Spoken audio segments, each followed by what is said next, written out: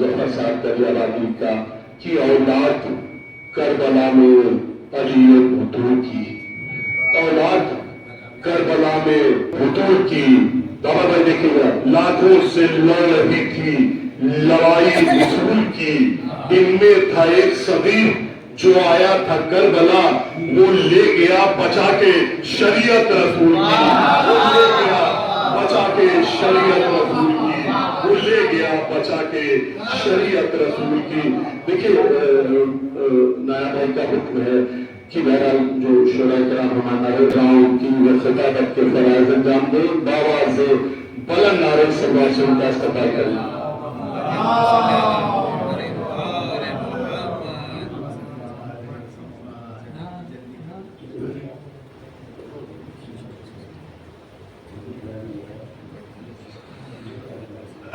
ولا قوة إلا بالله العلي العظيم. أعوذ بالله من الشيطان الرجيم. بسم الله الرحمن الرحيم. الحمد لله رب العالمين والصلاة والسلام على أشرف الأنبياء والمرسلين سيدنا المؤجل وبشيرنا المصدق المصطفى الأمجد المحمود الأحمد بالقاسم محمد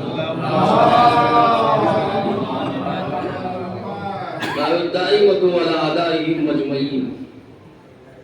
أما بعد فقد قال رسول الله صلى الله عليه وآله وسلم بسم الله الرحمن الرحيم إن الحسن والحسين سيد الشباب أهل الجنة. نعرہ صلوات عزیزان گرامی، دیکھیے میں آپ کے درمیان بہت دیر تک حائل ہونا نہیں چاہتا، اس لیے کہ شعراء کرام سب بیٹھے ہوئے ہیں اور آپ سبھی حضرات انہی کو سننے کے لیے تشریف لائے ہیں. فقط تھوڑی دیر میں آپ کے درمیان عزیزو، یہ پیغمبر اسلام کی مشہور و معروف حدیث ہے کہ جس میں پیغمبر نے ارشاد فرمایا کہ حسن و حسین جوانان جنت کے سردار ہیں. دیکھیے آج آپ کے درمیان یہ امام حسن علیہ السلام کے حوالے سے محفل کا انعقاد کیا گیا ہے. ابھی شعراء کرام کے آپ اشعار کو سماعت فرمائیں گے. امام حسن کے بارے میں ایک بات دنیا جو یہ کہتی ہے وہ یہ کہتی ہے کہ امام حسن صلح پسند ہے. امام حسن کے مزاج میں صلح تھا، نہ عزیز من. یہ بات کبھی نہ کہیے گا، اس لیے کہ یہ امام حسن کے اوپر ظلم ہے. امام حسن جنگ کرنا ہی چاہتے تھے اور جنگ کرنا ہی کے لیے جا رہے تھے، اور امام حسن نے جنگ کے لیے جو لشکر کو تشکیل دیا تھا اس میں پوری کوشش تھی کہ آج ظالموں کا خاتمہ کرنا ہے. مگر امام حسن کے لشکر میں نفوذ ہو گیا تھا شامیوں کا. اس کا ایک نمونہ میں آپ کے درمیان پیش کرنا چاہتا ہوں کہ امام حسن نے اپنے فوج کا سپہ سالار اپنے چچا زاد بھائی عبداللہ ابن عباس کے چھوٹے بھائی عبید اللہ ابن عباس کو بنایا. عبید اللہ ابن عباس کو کیوں بنایا تھا؟ اس لیے کہ عبید اللہ ابن عباس کی بنی امیہ سے بہت شدید دشمنی تھی، اور دشمنی کی وجہ یہ تھی، ریزن یہ تھا، سبب یہ تھا کہ بنی امیہ نے عبید اللہ ابن عباس کے دو چھوٹے بچے، دو کمسن بچے کو اس بے دردی سے قتل کروایا کہ ماں کے سامنے خنجر سے نہیں مارا، بلکہ ماں کے سامنے دونوں بچوں کے ٹانگ کو پکڑ کے زندہ چیٹ ڈالا. اب آپ سوچئے کتنی بڑی دشمنی تھی، ان کو دشمنی ہوتی.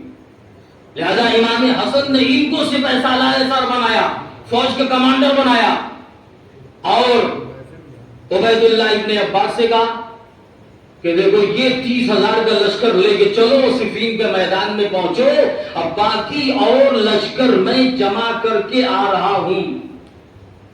جیسے ہی عبید اللہ ابن عباس یہ 30,000 کا لشکر لے کے مقام صفین پہ پہنچے تو بنی امیہ کے آدمی آ گئے عبید اللہ ابن عباس کو دھوکہ دینے کے،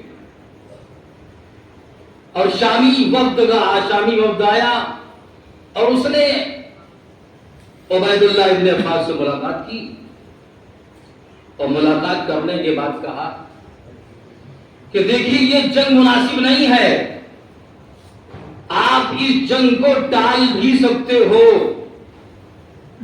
اس لیے کہ اگر یہ جنگ ہوگی تو دونوں طرف سے قتل و غارت گری ہوگی، دونوں طرف سے خون بہے گا۔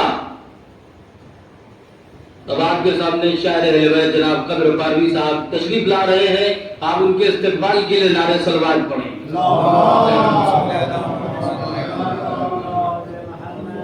تو عزیزہ نگرامی ایک مرتبہ ان کو دیا کہ یہ لشکر لے کے جاؤ، اور اس کا لشکر لے کے پہنچے، اور اس کے بعد بنی امیہ کے آدمی وہاں پہ آ گئے، دھوکہ دینا شروع کیا، اور آگے کہا کہ دیکھیے یہ جنگ مناسب نہیں ہے، اور یہ اگر جنگ ہوگی تو دونوں طرف سے خون ریزی ہوگی، دونوں طرف سے خون بہے گا، اور آپ اس وقت ایک مرکزی حیثیت سے ہیں، آپ اس جنگ کو روک بھی سکتے ہیں، اور اگر آپ نے اس جنگ کو روک دیا تو اس جنگ کے روکنے کے نتیجے میں آپ کو انعام دیا جائے گا، اور وہ 3 انعام دیا جائے گا۔ پہلا انعام یہ ہے کہ دمشق کی سب سے خوبصورت ترین عورت، دوسرا انعام یہ ہے کہ اس وقت 12 لاکھ دینار اسی وقت جو ہے تمہیں دیا جائے گا، اور اس کے بعد جب اس جنگ کو ٹال دو گے تو اس خوبصورت عورت کے ساتھ باقی اور اشرفیاں تمہیں دی جائے گی۔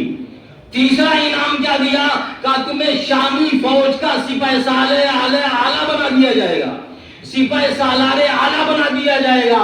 عزیزو ان 3 پیشکش کے نتیجے میں عبید اللہ ابن عباس فوج سمیت فروخت ہو گئے، شامیوں سے جا کے مل گئے، اور عزیزو جیسے ہی عبید اللہ ابن عباس شامیوں سے جا کے ملے تو اب جو شام کے جاسوس تھے، جو معاویہ کے جو جاسوس تھے، وہ فوراً یہ خبر لے کے کوفے پہنچ گئے۔ وہ کوفہ جس کوفے میں امام حسن لشکر کو تشکیل کر رہے تھے، لشکر کو جمع کر رہے تھے، وہاں میں جا کے یہ خبر پہنچا دی کہ عبید اللہ ابن عباس جو 30,000 کا لشکر لے کے گئے تھے وہ تو شام کی فوج سے مل گئے۔ جیسے ہی یہ خبر وہاں پہ پہنچی تو وہ امام حسن جو جس لشکر کو تیار کیا تھا، ان لوگوں نے کہا کہ اب ہمارے جانے سے فائدہ کیا ہے؟ انہوں نے پھر ایک بات اور بھی کہی، کہا وہ عبید اللہ ابن عباس کا جو لشکر گیا تھا اسے تو انعام بھی کچھ مل گیا، دینار کی تھیلی بھی مل گئی، ہمیں کیا ملا؟ ہمیں تو معاویہ کی طرف سے کوئی آفر بھی نہیں ملا۔ ایسا کرو کہ جو ہے امام حسن کے لشکر کو لوٹو۔ انہوں نے امام حسن کے لشکر کے اوپر حملہ کر دیا، لوٹا، لوٹتے لوٹتے ایک گروہ جس کے ہاتھ میں کچھ نہیں آیا، انہوں نے کہا ہمیں تو کچھ نہیں ملا۔ کہا ایسا ہے کہ امام حسن کا یہ جو ہے خیمہ ہے، اسی خیمے کو لوٹ لیا جائے۔ انہوں نے چنان امام حسن کے لشکر کے اوپر حملہ کیا، اور حملہ کرنے کے بعد اس خیمے کو لوٹا، اور صرف لوٹا نہیں بلکہ یہ بھی کہا کیا ایسا ہے کہ امام حسن کو گرفتار کر کے معاویہ کے حوالے کر دو، اور اس کے بعد ان سے معاہدہ لے لو۔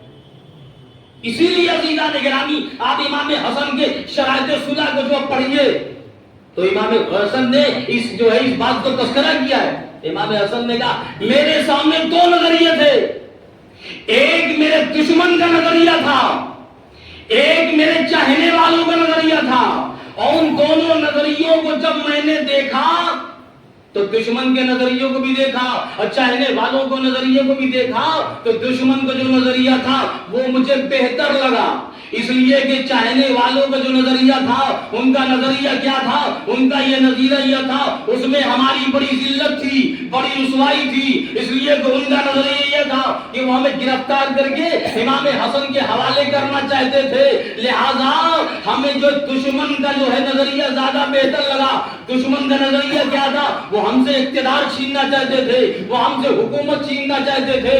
تو ایک مرتبہ عزیزان گرامی جب ایسے حالات پیدا ہو گئے تو ایک مرتبہ یزید کے باپ نے سادہ کاغذ پہ دستخط کر کے امام حسن کے پاس بھیجوا دیا کہ آپ شرائط صلح لکھیں اور ہم معاہدہ کرنا چاہتے ہیں۔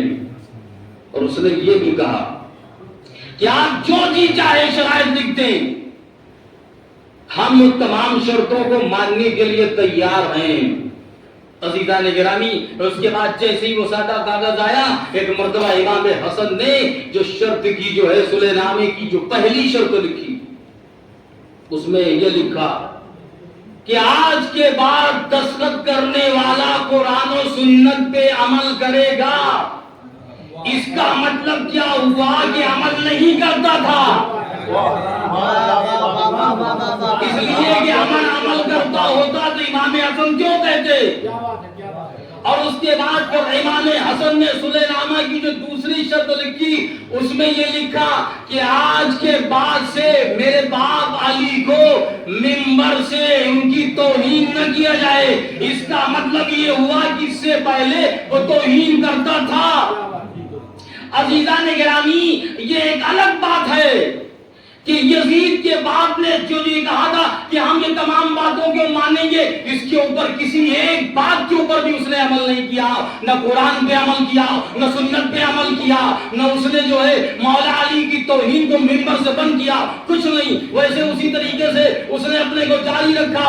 امام حسن نے پھر ایک مرتبہ صلح نامے کی جو تیسری شرط لکھی، اس میں یہ شرط لکھی کہ وہ مسلمان جو عراق و شام میں رہتے ہیں اور اہل بیت کے چاہنے والے ہیں، بنی امیہ کے مخالف ہیں، بنی امیہ کے خلاف ورزی کر رہے ہیں، ان کی مخالفت کی ہے، انہیں قتل نہ کیا جائے، انہیں جینے دیا جائے۔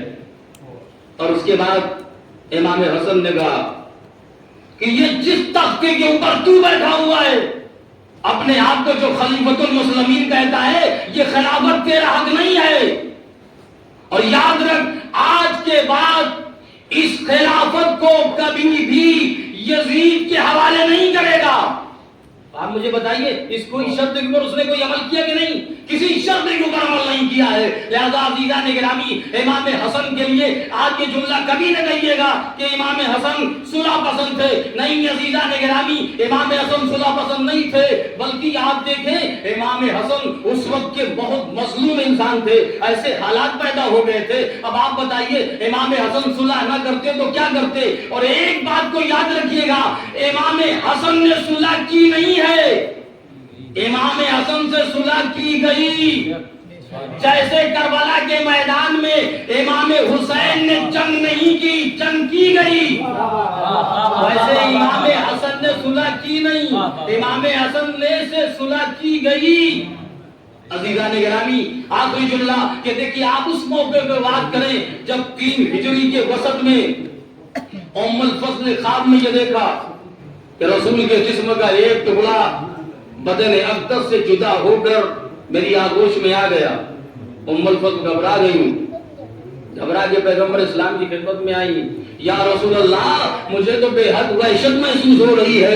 ایک مرتبہ پیغمبر اسلام نے کہا اے ام الفضل یہ گھبرانے کی ضرورت نہیں ہے، یہ وحشت کی منزل نہیں ہے، یہ مسرت کی منزل ہے۔ ان قریب میری بیٹی فاطمہ زہرا کے یہاں ایک فرزند متولد ہونے والا ہے جو میرا پارے جسم و جگر ہوگا اور تمہاری آغوش میں پروان چڑھے گا۔ یہ سننا تھا کہ ام الفضل مسرت سے جھوم اٹھی، یہ میرا مقدر کہ رسول کا پائے جسم و جگر میری آغوش میں پروان چڑھے۔ عزادارو خدا کے فضل سے وہ وقت بھی آیا جب 15 ماہ مبارک کی صبح کو فاطمہ زہرا کے یہاں امام حسن مجتبی کی ولادت ہوئی،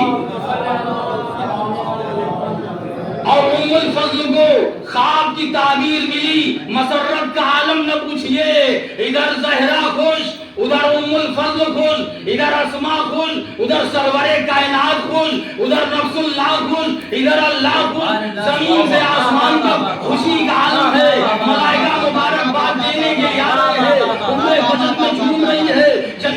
گائی جا رہی ہے، کوثر کا پانی فرد مسرت سے موجیں مار رہا ہے، زہرا کو لاڈلا ملاؤ، علی کو مسیح ملاؤ، نبی کو وارث ملاؤ، اسلام کو محافظ ملاؤ، قرآن کو مفسر ملاؤ، جبریل کو مخدوم ملاؤ، جنت کو سردار ملاؤ،